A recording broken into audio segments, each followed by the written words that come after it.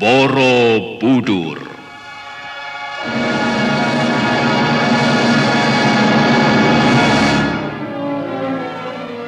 Borobudur diangkat dalam serial Sandiwara Radio dalam kisah Cahaya Gaib di Bukit Keramat.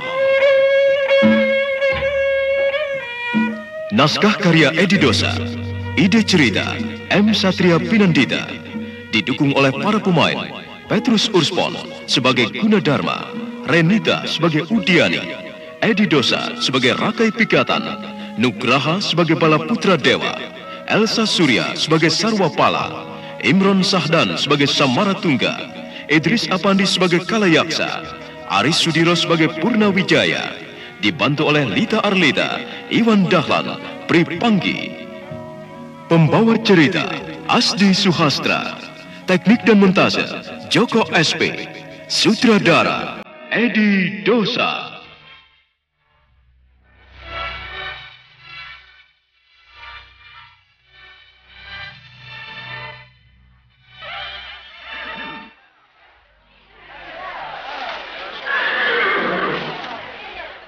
Balaputra Dewa memperlambat lari kudanya. Ia melewati para pekerja yang sedang membetulkan tiang-tiang penyangga dari bambu-bambu yang disambung-sambungkan dan diikat dengan tali ijuk. Kemudian dipasang palang-palang untuk tempat berpijak pekerja-pekerja yang mengerjakan stupa di tempat yang tinggi-tinggi. Tiba-tiba, tiang-tiang bambu penyangga itu runtuh. Hei, awas! Tiang penyangga runtuh!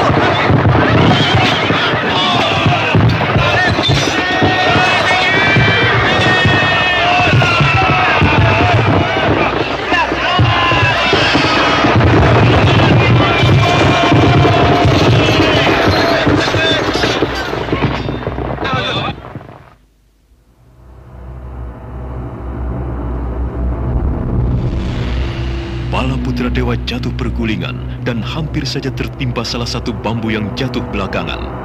Untung Gunadarma dengan jurusnya yang tertentu secara cekatan sanggup menendang bambu yang nyaris menimpa Balaputra Dewa.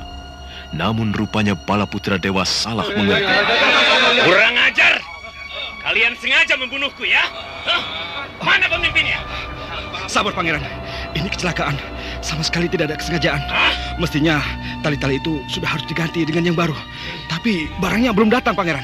Aku bertanya, siapa pemimpinnya? Saya pemimpinnya, Pangeran. Maafkan atas kejadian ini. Lain kali kamu harus menyuruh mereka berhenti bekerja kalau ada Pangeran Mataram sedang berkunjung kemari. Saya justru mendapat perintah sebaliknya, Pangeran. Mereka disuruh tetap bekerja dengan rajin. Ketika Gusti Maharaja lewat. Sesuai gerak refleks silat yang dimiliki Gunadarma, ia siap membalas. Namun refleks pengontrol di otaknya juga bereaksi cepat, sehingga ia bisa menahan emosinya. Semua itu hanya ia salurkan dengan kata-kata yang tajam. Saya tidak suka dengan cara seperti ini, Pangeran. Mendengar kata-kata itu, Balaputra Dewa semakin berang. Sesuai watak yang ia miliki, ia segera mengayunkan tinjunya ke arah muka Gunadarma.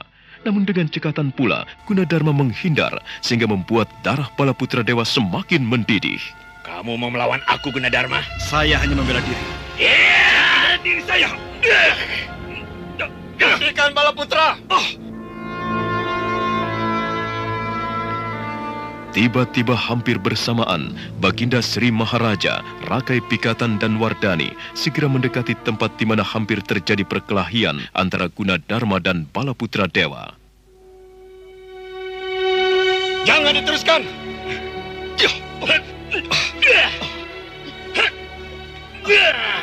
Jangan kalian teruskan! Anak buah bangsat ini hampir saja membunuh saya, Kanda Maharaja. Aku melihat sendiri itu sebuah kecelakaan.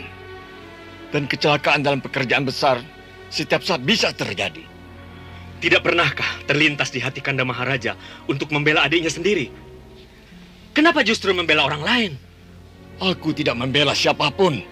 Kenapa di mata Kanda saya selalu dikalahkan dan disalahkan? Aku mengatakan apa yang aku lihat sebagai kebenaran, Balaputra.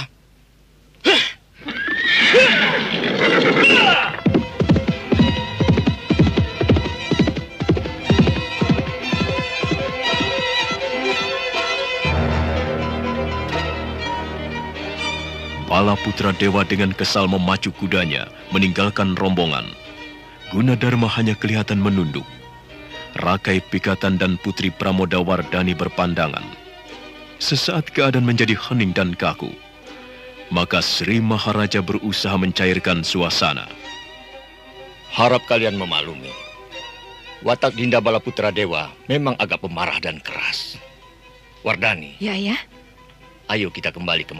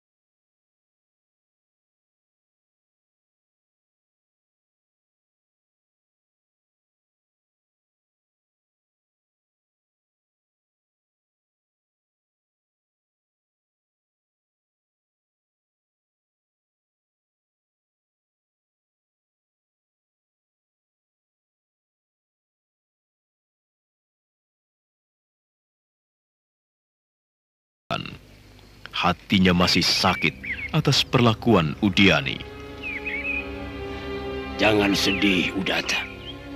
Muridku yang utama tidak boleh jatuh dalam kesedihan yang hanya gara-gara seorang gadis desa. Saya seorang lelaki, Guru. Apalagi Guru telah menurunkan ilmu kekebalan 1000 kepada saya. Apa tidak sedih diperlakukan seperti itu oleh seorang gadis? Aku pun sebagai gurumu juga merasa malu. Baik, akan kubalas penghinaan anak Sarwapala itu dengan balasan yang akan membuat dirinya terhina. Kemudian dia akan menyesal seumur hidupnya karena telah berani menghina murid Kalayaksa. Guru akan melawan Paman Sarwapala? Oh, tidak perlu. Akan kubuat Udiani tergila-gila kepadamu. Dia akan datang merengek-rengek, minta belas kasihan kepadamu. Dia akan mengemis cintamu, Udata.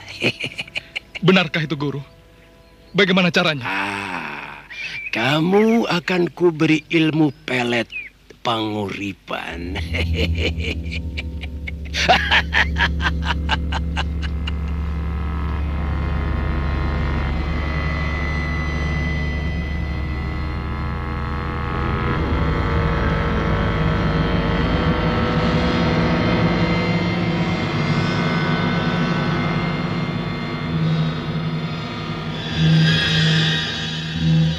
Waktunya istirahat, ayo. Laut, ayo.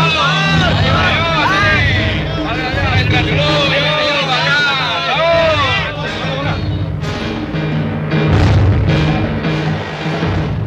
Hari menjelang senja.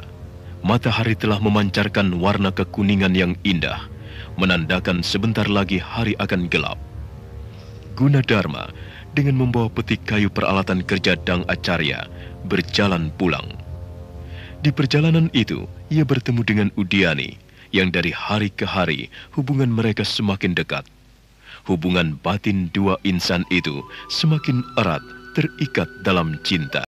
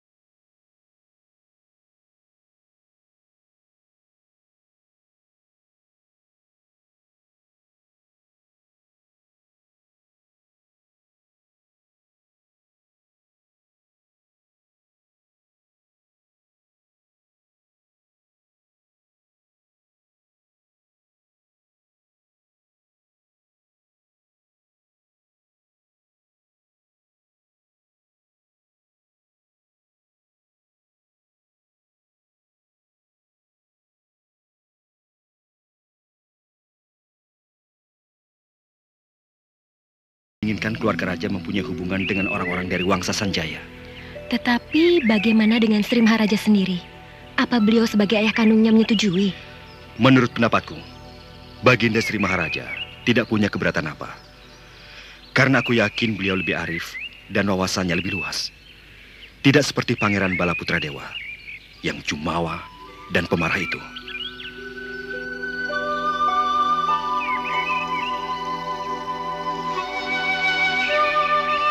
Perjalanan kedua insan yang sudah terpadu dalam kasih itu sampai di depan rumah Ki Umbul.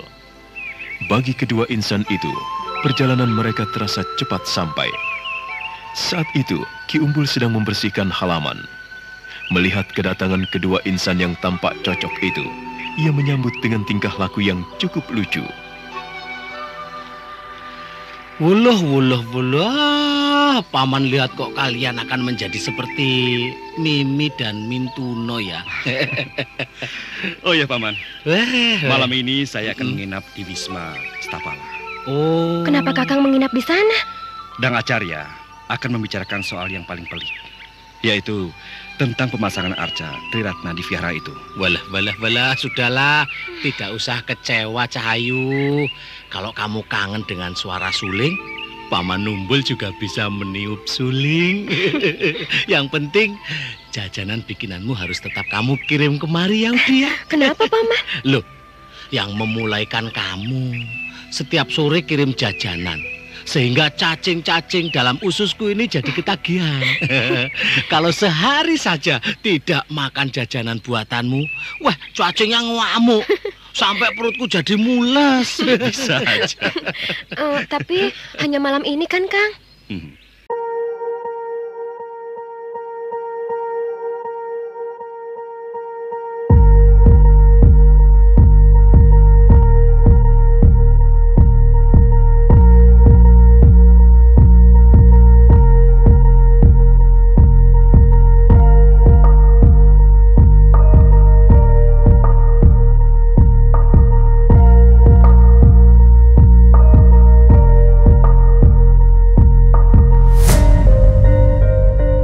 Ikuti terus serial Sandiwara Radio Borobudur dalam kisah Cahaya Gaib di Bukit Keramat. Sampai jumpa.